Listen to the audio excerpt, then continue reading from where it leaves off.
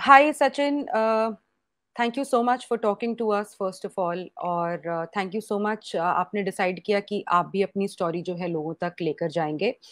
Thank you for speaking to me. मुझे थोड़ा सा ब्रीफ में ये बताइए। सारी दुनिया ने देख लिया है कि साक्षी जो है अपने फादर के साथ बैंड बाजा लेके she come to be known as band baaja divorce bride, और ये एलिगेशंस लगाए गए कि वो टॉर्चर हुई आपके घर में। और जब उनके पिताजी ने उनको आपके घर से वापस अपने घर लेकर गए तो वो बहुत सेलिब्रेट करते हुए लेकर गए, क्योंकि उनकी जो बेटी है वो आपके घर में टॉर्चर हो रही थी। आपका क्या कहना है सचिन?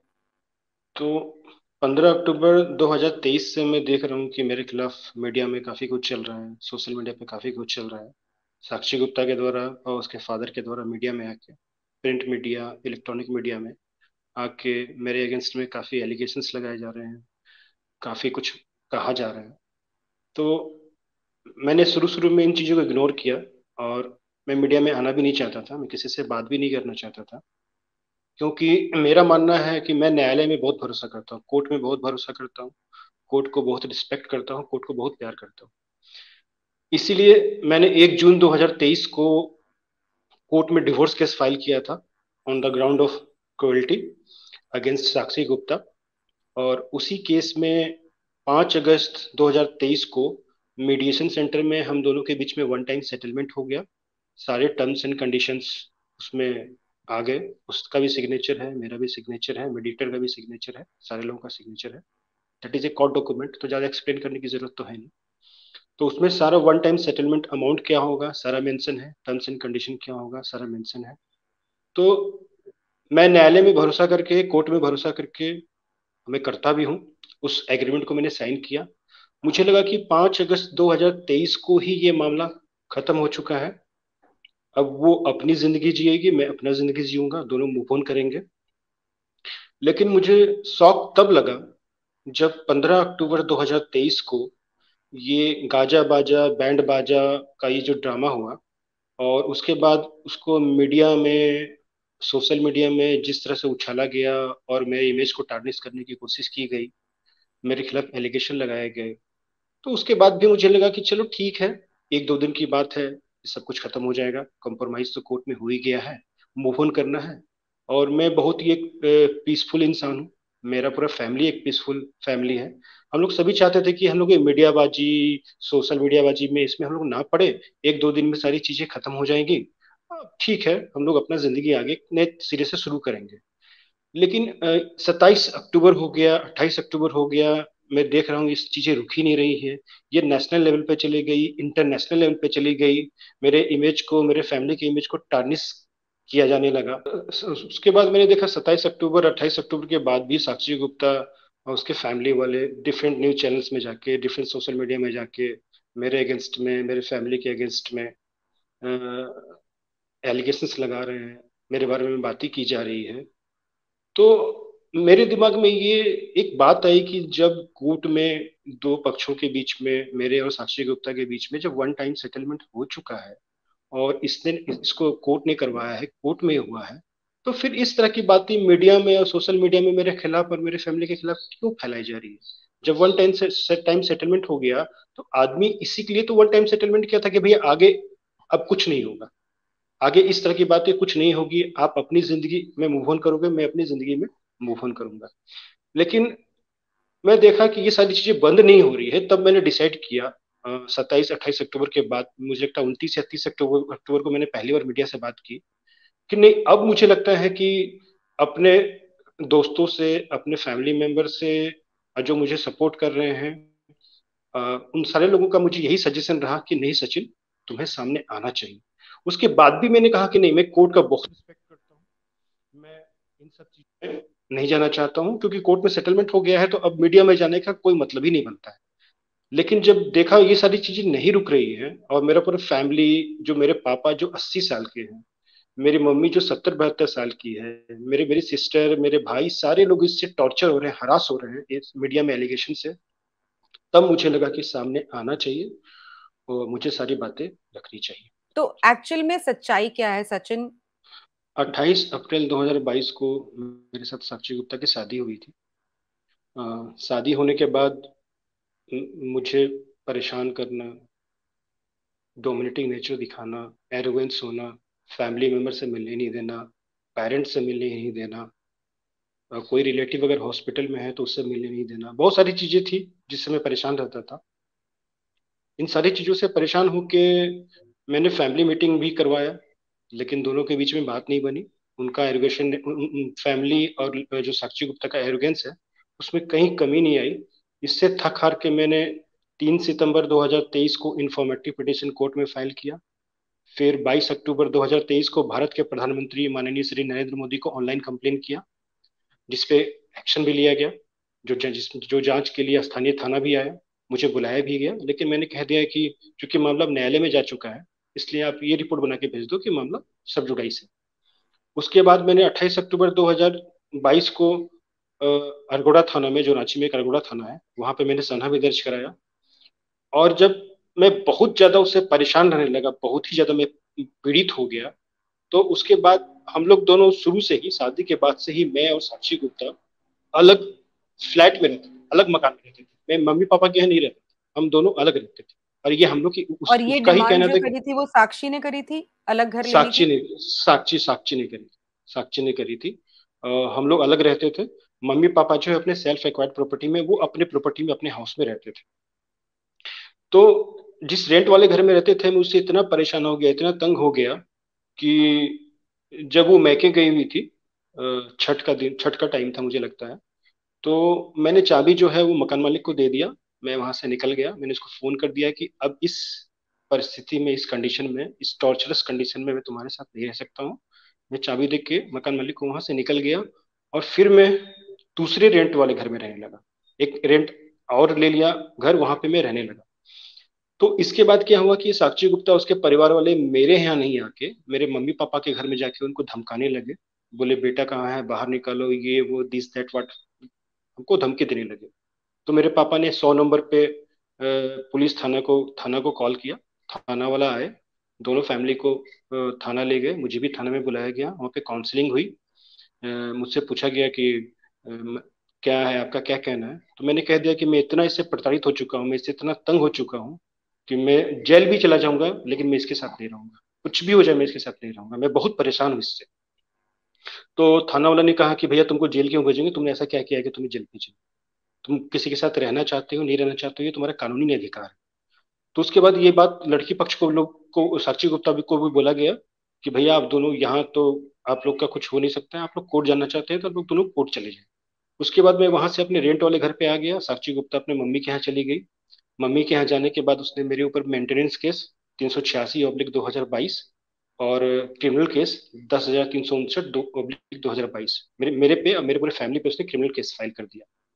उसके बाद मेरे साथ भी बहुत कुछ हुआ। उसके बाद मैंने भी उसके पूरे फैमिली पे क्रिमिनल केस फाइल किया।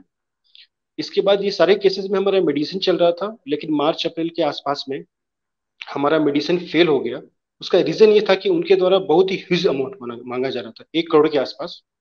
वो उनके द्वारा वन टाइम सेटलमेंट के लिए पैसा मांगा जा रहा था मेडिसिन सेंटर में। मैं बोला कि मैं इतने में वन टाइम सेटलमेंट नहीं कर पाऊंगा, मैं केस लड़ूंगा, जो होगा देखा जाए। जब मैंने डिनाई कर दिया, मेडिसिन फेल हो गया, तो उसके बाद साक्षी गुप्ता 28 अप्रैल 2023 को अपने मैके से जबरन, मेरे यहाँ नहीं आके, पति के यहाँ, हस्बैंड के पास नहीं जाके, मम्मी पापा के का जो सेल्फ एक्वायर्ड हाउस है वहां पे वो घुस गई, चली गई, और वहां पे जबरदस्ती रहने लगी।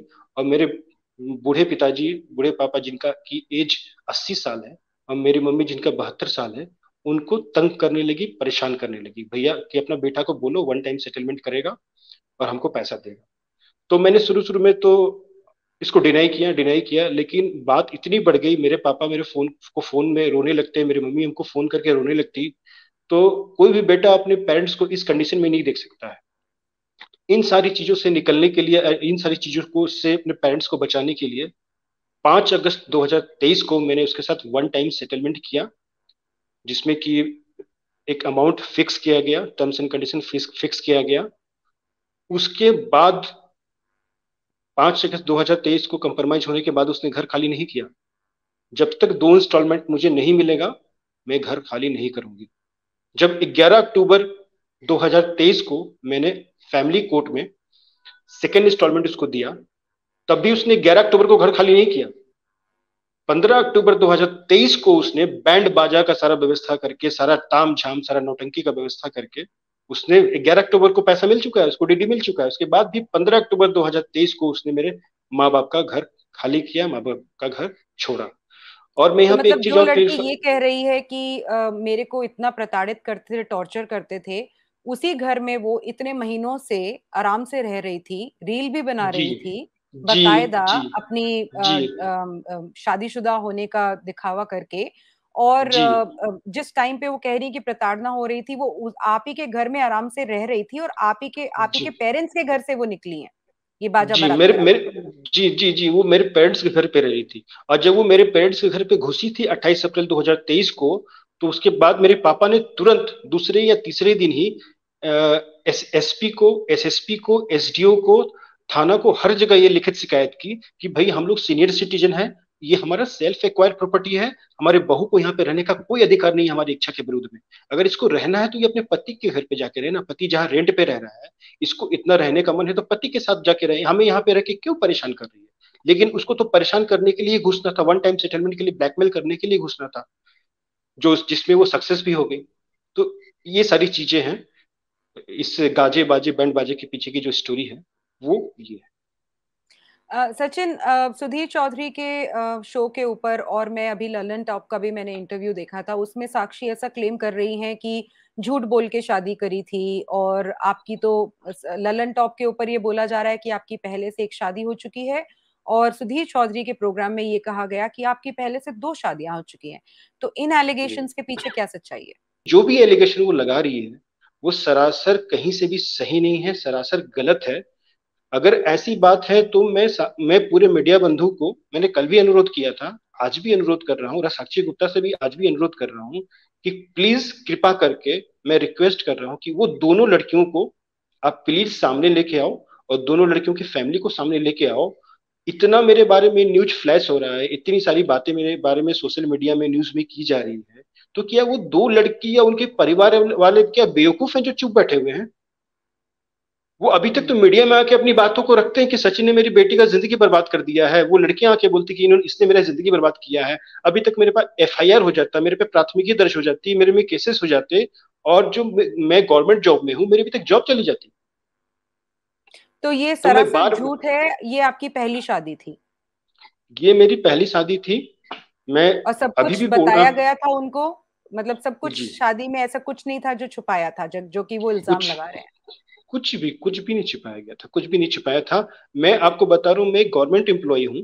गवर्नमेंट एम्प्लॉय का प्रोफाइल पब्लिक डोमेन में होता है। जी। उसकी एज, उसकी सैलरी, आप सब कुछ वो पब्लिक डोमेन में होता है। आप कुछ छिपा भी नहीं सकते, चाह के भी आप नहीं छिपा सकते।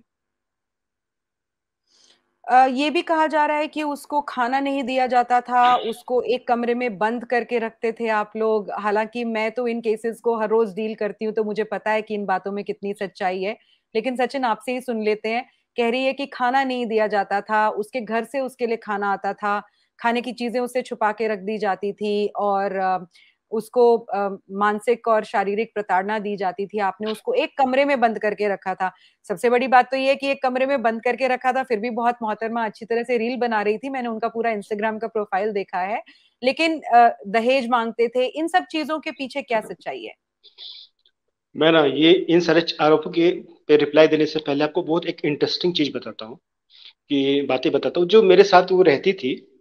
तो मैं ऑफिस जाता था, उसके पहले उस सुबह 12 या 1 बजे वो सो के उठती थी।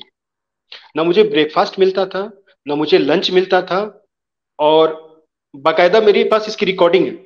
जब मैं उसे बोलता था कि तुम 12 बज गया भाई, 1 बज गया, तुम कब उठोगे, तो बोलती थी क्या तुम मुझे नहीं उठा सकते हो, तुम उठाते तब मैं नहीं उठूंगी। उसका स्टेटमेंट ये होता था कि जब तुम मुझे उठाओगे तब मैं उठूंगी, मुझे जितनी देर सोना होगा मैं उतनी देर सोऊंगी। ना मुझे ब्रेकफास्ट मिलता था, ना मुझे लंच मिलता था। और उसका क्या था कि खाना जोमेटो से मंगाओ, और ये स्विगी से मंगाओ, बाहर से खाना मंगाओ। ना वो खाना बनाती थी, ना मुझे डिनर मिलता था, ना मुझे ब्रेकफास्ट मिलता था। पहली बात।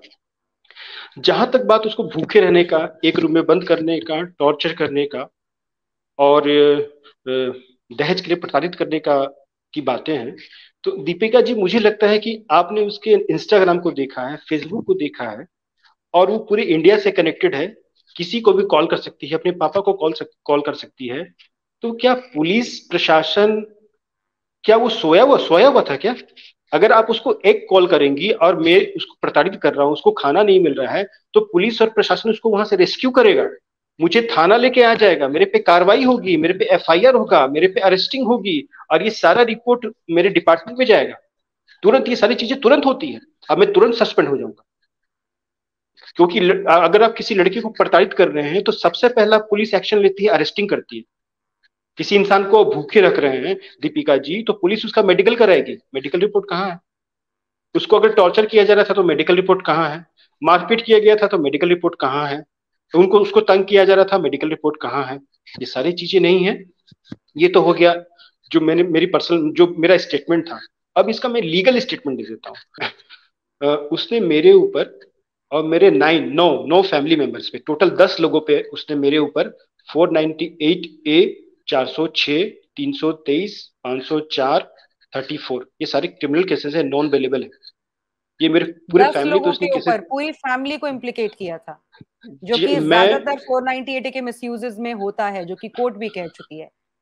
मैं, मेरे मम्मी, मेरे पापा, मेरे भाई, मेरे दोनों सिस्टर, मेरे दोनों जीजा जी, मेरे फूफा, मेरे फूफा, इतने 10 लोगों पे उसने ये कोर्ट में केस किया था। और मैं इसके लिए बहुत थैंकफुल हूँ भगवान का, और थैंकफुल हूँ गॉड का, कि 25 जुलाई 2023 को 9 लोगों पर, पूरे मेरे फैमिली मेंबर पर कोर्ट ने इस पे कॉग्निजेंसी नहीं लिया, संज्ञान ही नहीं लिया। ट्रायल तो दूर की बात है दीपिका जी, कोर्ट ने संज्ञान नहीं लिया, कॉग्निजेंस नहीं लिया। बोला ये सारे सेक्शन के लिए पर्याप्त साक्ष्य नहीं है, सफिशिएंट एविडेंस नहीं है, इन सारे केसेस को, सारे सेक्शन को सचिन कुमार के पूरे फैमिली मेंबर के खिलाफ खारिज किया जा रहा है। पहली बात। दूसरी बात, ये 25 जुलाई 2023 की बात है, कोर्ट का आदेश है 10,359/2023। ये आपको कोर्ट के डॉक्यूमेंट में मिल जाएगा, मैं विथ डॉक्यूमेंट बात कर रहा हूँ। दूसरी बात, मेरे खिलाफ 406, 323, 504 का जो क्रिमिनल केसेस था, उसको भी कोर्ट ने माना कि सचिन कुमार के खिलाफ कोई सफिशिएंट एविडेंस नहीं है, इस पे संज्ञान कोर्ट नहीं ले सकता है, इसको भी खारिज किया जाए। तो मेरे कहने का मतलब ये था कि जो लड़की इतने चार्जेस लगा रही है और कोर्ट उसको खारिज कर रही है, तो उसकी क्रेडिबिलिटी क्या होगी आप सोच सकती हैं। जब कोर्ट ही उसकी क्रेडिबिलिटी को खारिज कर रहा है, तो इसके बारे में मैं क्या बोलूं?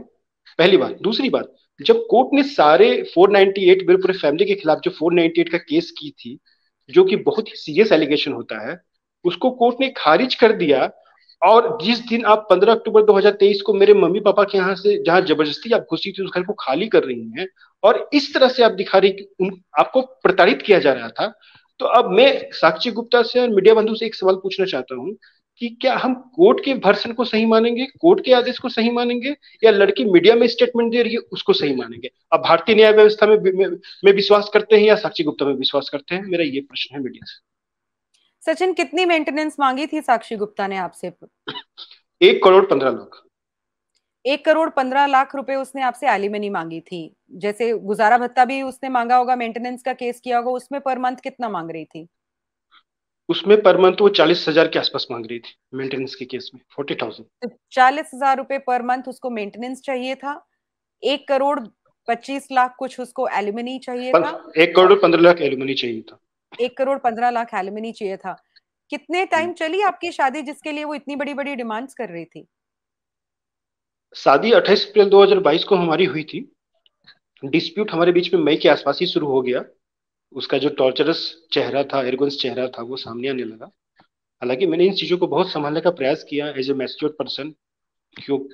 अब मैं एक बहुत ही सम्मानित पद पे हूँ, मैं बिजली विभाग के एसडीओ के पद पे हूँ। तो मैंने काफी मैच्योरिटी के साथ इन चीजों को संभालने का प्रयास किया। लेकिन इस चीज में उनके जो फैमिली वाले हैं, उनके फैमिली वालों ने भी मुझे सपोर्ट नहीं किया। तो चीजें इतनी बिगड़ती गई, इतनी बिगड़ती गई, इतनी बिगड़ती गई, तो मुझे लगा कि इस सफोकेशन वाले रिलेशनशिप में, टॉक्सिक वाले रिलेशनशिप में मैं नहीं रह सकता, मुझे इससे निकलना होगा। क्योंकि मेरी आजादी है, मेरी जो फ्रीडम है, वो खत्म हो रही है। मैं अपने मम्मी पापा से नहीं मिल सकता। अगर मैं अपने मम्मी पापा के यहाँ मिलने जाता था तो उसका वर्षन होता था कि तुम 15 मिनट से ज्यादा अपने मम्मी पापा के साथ नहीं रह सकते। इस तरह का रेस्ट्रिक्शन मेरे पे लगाया जाता था। मेरा कोई रिलेटिव हॉस्पिटल में एडमिट है तो आप वहां नहीं जा सकते, बहुत सारी बातें हैं, ये सारी चीजें थी। तो मैं ये सारी चीजें, ये सारे जो बातें हैं वो तो मैं मीडिया में आके कहना भी नहीं चाहता था, लेकिन जब मैंने देखा कि सामने वाला पक्ष जो है इतना एलिगेशन मेरे पे लगा रहा है, तो मेरी स्टोरी भी सामने आनी चाहिए जो सच है। बाकी जो होगा देखा जाएगा। बहुत अच्छा किया आपने सचिन, कि आपने डिसाइड किया कि आप सामने आके अपना पक्ष भी रखें। बहुत ही अनफॉर्चुनेट हमारी कंट्री में सिचुएशन हो गई है कि एक महिला सिर्फ आरोप लगाती है और मीडिया जो है पूरा का पूरा ताना बाना लेकर जो है उस महिला की सिर्फ प्लेन स्टेटमेंट्स को जो है यूज करके एक आदमी को इतना डिफेम कर देते हैं। ना तो वो कोई डॉक्यूमेंट देखते हैं, ना कोर्ट में क्या मामला चल रहा है उसको देखते हैं। एक बिल्कुल वन साइडेड नैरेटिव बना के और किसी इंसान की जिंदगी बर्बाद करने में मीडिया का भी आज के समय पे आ, हाथ हो गया है। मैं बल्कि खास बोलना चाहूंगी कि एटलीस्ट लल्लन टॉप ने आपको कॉल किया, आपकी वर्जन भी शायद उन्होंने सबसे पहले कम से कम लोगों को बताने की कोशिश की, जबकि सुधीर चौधरी जैसे जो इतने बड़े जर्नलिस्ट हैं उनको एक बार भी ये नहीं लगा। उन्होंने 10 मिनट का पूरा प्रोग्राम बना दिया कि महिलाएं कैसे प्रताड़ित होती हैं, लेकिन उन्होंने एक बार भी ये कोशिश भी नहीं करी कि आपका पक्ष ले। आप मीडिया के लिए क्या बोलना चाहेंगे? ये न्यूज जो है यूट्यूब पर मैं देख रही थी, यूट्यूब हर चैनल सिर्फ एक वो वीडियो को लेकर इतना ज्यादा जो है आपको और आपकी फैमिली को डिफेम करा जा रहा है। आप मीडिया के लिए क्या बोलना चाहेंगे सचिन? मैं एक चीज कहना चाहता हूँ कि मैं बहुत छोटा इंसान हूँ, मेरी कोई हैसियत नहीं है कि मैं किसी को सिखाऊं, मैं किसी को बताऊं कि आपको क्या करना है, किसी को इंस्ट्रक्ट करूं। लेकिन मेरी मीडिया के लोगों से बस एक बहुत ही विनम्र प्रार्थना है और एक रिक्वेस्ट है कि मीडिया में जितने भी दिग्गज लोग हैं, सुधीर चौधरी हैं, बीबीसी वाले हैं, या ललन टॉप वाले हैं, सारे दिग्गज दिग्गज लोग हैं, उनके सामने मेरी कोई हैसियत, कोई औकात नहीं है। तो मेरे ख्याल से उनको लगता है कि जो पत्रकारिता का एबीसी है, मैं उनसे ये उम्मीद करता था कि जो इतने बड़े दिग्गज लोग हैं उनको पत्रकारिता का एबीसी तो आता होगा। वो जेड तक तो चले गए लेकिन एबीसी तक वो नहीं आए। एबीसी जो है पत्रकारिता का, कि भाई आपको दोनों पक्षों का बात सामने रखना चाहिए था। What is media, what is the meaning of media? Media is a माध्यम, एक माध्यम है। माध्यम है दोनों पक्षों के बात को रखने का। मीडिया मीडिया का काम है कि भैया आपने एक पक्ष का बात प्लेटफॉर्म पे रख दिया, दूसरे पक्ष का बात आपने प्लेटफॉर्म पे रख दिया, अब जनता तय करे इसमें क्या है। और बाकी जो जजमेंट है, बाकी जो कन्विक्शन है, वो भी जनता या मीडिया नहीं तय करेगी, ये कोर्ट तय करेगी। कोई व्यक्ति दोषी है या नहीं दोषी है, ये कोर्ट तय करेगा। क्योंकि भारत के संविधान ने, भारत के कानून ने हर इंसान को इज्जत के साथ, रिस्पेक्ट के साथ, अधिकार के साथ जीने का अधिकार दिया है, उसको समाज में सर उठा के चलने का अधिकार दिया है। तो जब तक सचिन कुमार को कोर्ट ने दोषी नहीं पाया है, कन्विक्टेड नहीं किया है, आप इस तरह का एलिगेशन क्यों लगा रहे हो? पहली बात, अगर ट्रायल चल रहा होता, कोर्ट में ट्रायल चल रहा होता, तब आप मीडिया कवरेज करते तो मुझे समझ में भी आता। अगर मैं कन्विक्टेड हो जाता तब भी आप मीडिया कवरेज करते तो मुझे समझ में आ जाता। यहाँ मामला क्या है? यहाँ मामला है कि दोनों पक्षों को कोर्ट ने बैठा के मामला खत्म कर दिया, ट्रायल तो चल नहीं रहा ना, तो फिर इसमें कुछ बचा ही नहीं। कोई कोई दोनों इंसान में से कोई भी गलत साबित नहीं हुआ। तो इस चीजों को मुझे लगता है कि मीडिया वालों को ध्यान में रखना चाहिए था कि जब मामला कोर्ट में खत्म हो गया 5 अगस्त 2023 को, तो 15 अक्टूबर 2023 को इस तरह का ड्रामा क्यों किया जा रहा है? और मैं मीडिया बंधु से एक बात और भी कहना चाहूंगा कि न्यूज चलाने से पहले प्लीज प्लीज प्लीज इस पे आप रिसर्च करो, दोनों पक्षों से बात करो। अगर दोनों पक्ष में से कोई भी एक पक्ष थर्ड पार्टी को लेके बात कर रहा है, उस थर्ड पार्टी को भी सामने लाओ। जैसे मेरे केसेस में 2 शादी की बात की जा रही है, तो मेरा रिक्वेस्ट है कि आप, साक्षी गुप्ता से आपने बात किया, चलो आपने मेरे से बात नहीं किया, मुझे इसकी कोई शिकायत नहीं। आपने साक्षी गुप्ता से बात किया, आपने उन 2 अबला नारियों से क्यों नहीं बात किया जिनकी जिंदगी बर्बाद हुई है? उनको मीडिया के सामने ला के सचिन को विलेन बनाना चाहिए था ना, कि वो लड़कियों को आप सामने लाएं, उन लड़कियों के फैमिली को सामने लाएं, तब सचिन विलेन बनता। पर वो तो जाहिर सी बात है कि बिल्कुल झूठ था सचिन। बहुत फटाफट से, क्योंकि मैं इन केसेस में बहुत अच्छी तरह से डील करती हूँ, हर दिन मैं इस तरह झूठे 498 के केसेस देखती हूँ। बहुत ही संक्षिप्त में मुझे बताइए सचिन कि 498 जो उसने केस किया था उसमें किस किस तरह के झूठ बोले थे और क्या क्या फैक्ट थे। जैसे ये तो मैं बिल्कुल समझ पा रही हूँ कि उसने कोई बोला होगा कि इस दिन मुझे मारा पीटा, जबकि उस दिन वो घर में बैठ के रील बना रही थी। तो इस तरह के कुछ एलिगेशन जरा बताइए जो बिल्कुल बकायदा झूठ थे। जो उसने केस किया था, उसमें वो केस में ये था कि मुझसे दहेज मांगा गया।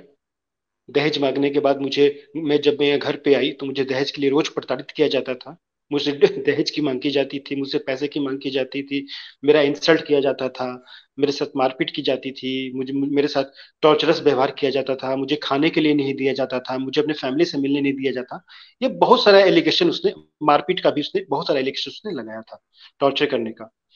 इसमें सबसे इंटरेस्टिंग बात ये है कि सारी स्टोरी थी, तो स्टोरी थी, ये सारा फैब्रिकेटेड था। सबसे अच्छी बात यह है कि मैं हाथ जोड़ के, दोनों हाथों को जोड़ के जज साहब का बहुत ही थैंकफुल हूं कि उन्होंने साफ साफ अपने आदेश में लिखा है कि जो भी आरोप साक्षी गुप्ता के द्वारा इनके फैमिली मेंबर पर लगाया जा रहा है, उनके खिलाफ कोई साक्ष्य, कोई मेडिकल एविडेंस, कुछ भी नहीं। बस, और जो हमें मुझे बेल मिला था उसमें साफ साफ लिखा हुआ है कि जो एलिगेशन इनके द्वारा लगाया जा रहा है, देखिए मैं वर्ड्स यूज कर रहा हूं, इन जनरल एंड ऑमनीबस। जज साहब ने लिखा है in general and omnibus in nature, all allegation are in general and omnibus. ये हमारे बेल ऑर्डर में लिखा हुआ है।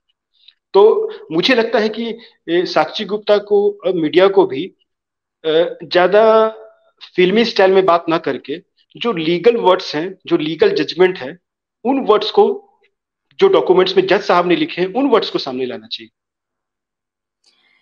जब भी 498 का केस किसी आदमी के ऊपर और उसके परिवार के ऊपर उसकी पत्नी द्वारा लगाया जाता है और उनको जब बेल मिलती है और जब उनका फाइनल अक्विटल भी होता है, तो वो ज्यादातर इसी वजह से होता है कि जो एलिगेशंस होती हैं उनमें कोई सब्सटेंस नहीं होता है। और ये कोर्ट की भाषा भी सचिन यूज कर रहे हैं, ओमनीबस एलिगेशंस। ओमनीबस एलिगेशंस का ये मतलब है कि बिल्कुल ही जनरल एलिगेशंस, इसने मुझे मारा, इसने मुझे पीटा, इसने मुझसे दहेज लिया, कोई भी डिटेल नहीं होते हैं उस चीज के कि कब मारा, कितना दहेज लिया, क्या अमाउंट था, क्या कोई वहां पे था, नहीं था।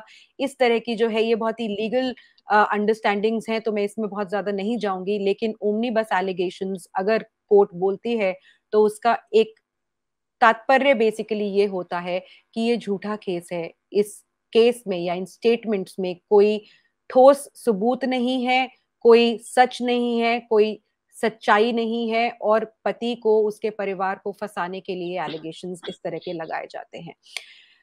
सचिन ने बहुत हिम्मत करके अपनी आगे आके बात बताई है। मैं आप लोगों से रिक्वेस्ट करूंगी, जो भी लोग इस इंटरव्यू को देख रहे हैं, आप सब लोगों ने बैंड बाजा बारात तो देख ली, जो कि बहुत ही एक ड्रामेटिक वे में निकाली गई थी, ये कहते हुए कि डिवोर्स हो गया है तो अपनी बेटी को पिता जो हैं उसके इन लॉज के घर से लेकर जा रहे हैं। लेकिन सच्चाई ये है कि डिवोर्स अभी तक नहीं हुआ है। पैसे 2 इंस्टॉलमेंट में ले लिए गए हैं और बहुत सारे पैसे बचे हुए हैं। शायद लाखों में आपने सेटलमेंट करी होगी जी सचिन। जी मैं नहीं चाहती जी कि हम वो एग्जैक्ट अमाउंट बताएं, हालांकि मुझे पता है वो एक बहुत बड़ा अमाउंट है। एक जी मध्यम वर्गीय परिवार के लिए वो अमाउंट मेरे ख्याल से कम भी 10 साल की कमाई होती है। आप समझ जी सकते हैं इस बात से कि किस तरह से पैसे लेकर, एलिमनी एक बहुत मोटी लेकर इस शादी को तोड़ा गया है। और उसके बाद ये बताया जा रहा है कि गलत वो नहीं है, बल्कि पति और उसका परिवार है। कृपया इस वीडियो को जरूर शेयर कीजिएगा और रिक्वेस्ट करती हूँ मीडिया से, खासकर जो मैट्रिमोनियल डिस्प्यूट्स होते हैं, प्लीज, जो कोर्ट में डिस्कशन चल रही हैं, जो कोर्ट में अंडरस्टैंडिंग्स चल रही हैं, जो कोर्ट के डॉक्यूमेंट्स हैं, मेरे ख्याल से उनको, उनके बारे में पता करना इतना मुश्किल नहीं होता है। सबसे गुजारिश करूंगी कि जिस तरह से आपने साक्षी की स्टोरी सुनाई, उसी तरह से आप प्लीज सचिन की स्टोरी भी अब लोगों तक पहुंचाइएगा। धन्यवाद। Thank you Sachin. Thank you so much, thank you. अगर ये इंटरव्यू देखने के बाद आपके दिमाग में ये प्रश्न आ रहा हो कि अगर सचिन ने कुछ नहीं किया था तो उसने सेटलमेंट क्यों किया और इतना बड़ा अमाउंट क्यों दिया, तो मैं आपसे रिक्वेस्ट करूंगी कि आप मेरी डॉक्यूमेंट्री मार्टर्स ऑफ मैरिज जरूर देखिए, जो कि 498 मिसयूज के ऊपर बनी हुई है। ये डॉक्यूमेंट्री आपको बताएगी कि कैसे हजारों लाखों लोगों को आज के समय इंडिया में झूठे दहेज के केसेस में फंसाया जाता है और एक बड़ा अमाउंट लेके सेटलमेंट कर ली जाती है। बहुत सारे आदमी इस सेटलमेंट को इसलिए करते हैं क्योंकि वो अपने बुजुर्ग माता पिता को टॉर्चर होते हुए नहीं देखना चाहते, सालों साल अपने कोर्ट में जाया नहीं करना चाहते, और किसी ना किसी तरह से इस पूरे के पूरे सिस्टम से निकलना चाहते हैं, क्योंकि यहाँ पे सुनवाई ज्यादातर जो है महिलाओं की होती है। आपने इस केस में भी देख लिया होगा कि बिना किसी प्रूफ, बिना किसी एविडेंस जो है, सब लोगों ने सचिन और उसके परिवार की कितनी बेइज्जती की है और किस तरह से उनके पूरे परिवार का नाम जो है उछाला गया है मीडिया के द्वारा। तो अगर आप लोगों को लग रहा हो कि इन्होंने कोई गलती की थी इसलिए इन्होंने इतने पैसे दिए हैं, तो आप बिल्कुल गलत हैं।